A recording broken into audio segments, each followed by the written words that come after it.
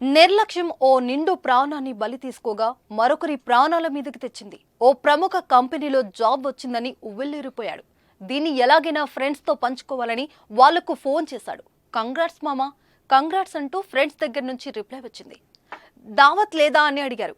ఇంకేముంది, scene cut చేస్తే car, మందు, షికారు. గజం కేవలం 4,500 రూపాయలతో 165 గజాల భూమి కేవలం 8 లక్షలు మాత్రమే. ఇలా నైట్ అంతా ఫుల్ గా తప్పతాగి హైదరాబాద్ నగరాన్ని చుట్టేశారు.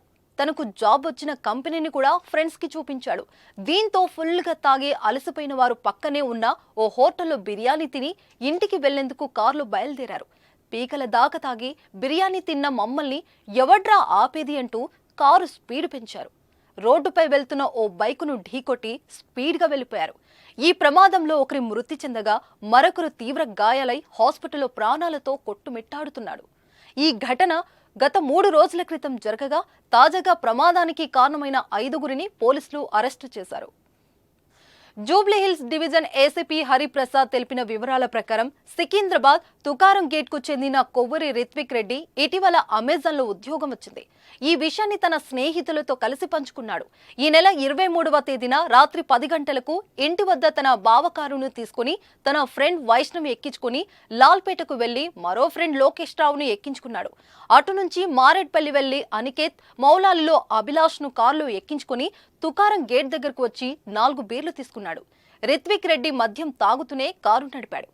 నగరంలోని పలు ప్రాంతాల్లో చక్కర్లు కొట్టి మాదాపూర్లో తాను పనిచేస్తున్న కంపెనీని ఫ్రెండ్స్ కి చూపించాడు. అప్పటికే రిత్విక్ రెడ్డి 3 బీర్లు తాగాడు. అక్కడి నుంచి 5గురు కలిసి మాదాపూర్లో ఓ రెస్టారెంట్ కు వచ్చి బిర్యానీ తిన్నారు.